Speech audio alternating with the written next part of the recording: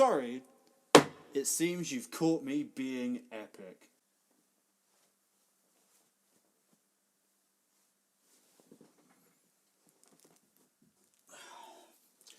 Sorry, I was just picking up the pieces of a broken heart. Picking up the pieces of a broken heart. So, today... Fuck is the song? Fuck off song. Pray. So today, I am reviewing a friend of mine's... I am reviewing a friend of mine's song, You and I, by the one and only Tom Rossi. He released this on... The 1st of June, 2020. Even though I know you didn't, Rossi, it was up before that, but that's okay, man, don't worry about it. You and I features not only Tom himself, but also Seamus White. I believe it's pronounced Seamus Sea Monster. So, first of all, I think this is a good song. It's a fun song, and it's a song that I listened to as soon as the EP was released. The instrumentation in the song is very fun. The song doesn't come across as taking itself too seriously. It's one of them, I feel, guilty pleasure songs where it's not cheesy, but it's very happy-go-lucky, and I quite like that. There's no taking himself too seriously. I really enjoy the fact that it's very self-aware of what it is. The vocals especially are happy and cheery. They remind me of Mika, fucking Mika, you are beautiful! Yeah, that one. Him. And that's not a bad thing. I really like Mika. Obviously, if you don't, then boo on you. But the song... You know when you watch a film, a romance film, or just a general normal film, it just shows someone's life, and at the end, everything's fine. The one guy's like, hey, I think everything's gonna be okay. And the other guy's like, yeah, I think it is too. And then it just sort of shows them walking off into the sunset together with the entire city doing a musical whilst the sun's fucking rising up from the edge of the cityscape. That to me is what this song reminds me of, and I think it would work perfectly. I think that would work perfectly in a film scenario like that. It's fine, everyone's completed, and it just makes me envision this entire city happy. Everyone's dancing, and I love that. I think that's a really good way of doing a song. The vocal harmonies of the song are my favourite part. I'm not unsure if Sea Monster does any backing vocals or whether it's just Tom, but regardless, whoever does them, I think it's in towards the bridge section.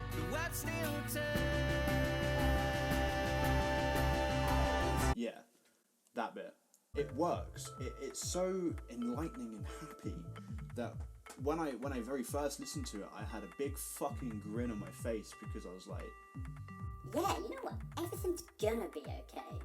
I do feel, however, with the lyrics, that the lyrics could change up a little bit. The song runs at 2 minutes 41 seconds, and as short as the song is, I sometimes do feel like I've heard the same line multiple times, and although that's really fucking good for catchiness and for getting it stuck in your head, I do feel like that 75% of this song, or at least I can remember anyway, thinking back to the song, what do I remember most?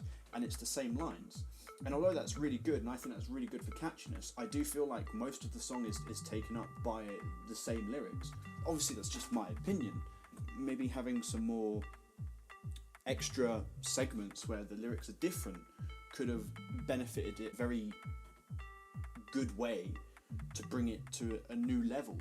One thing, another thing as well that I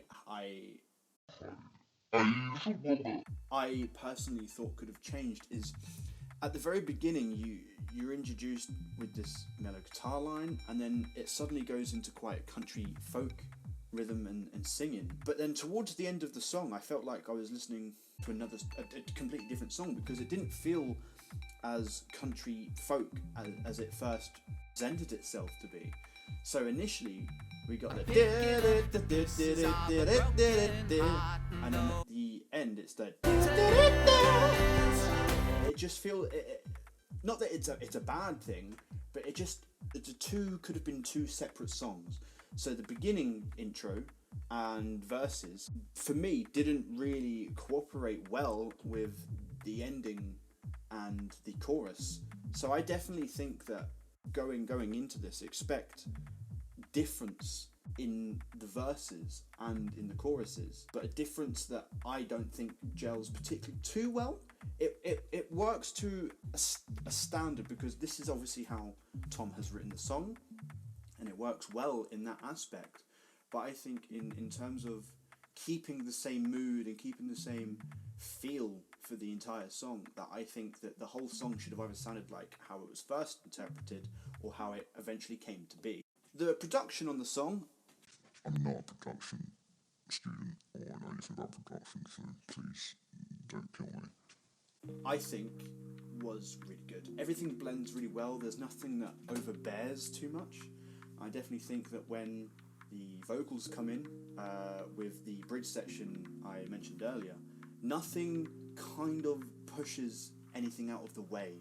It all just seems to just fit into this big ball of fucking sexy, and it just works. It works so well, because at no point am I like, the fuck's the I can't fucking hear the vocals. Or The fuck's the guitar?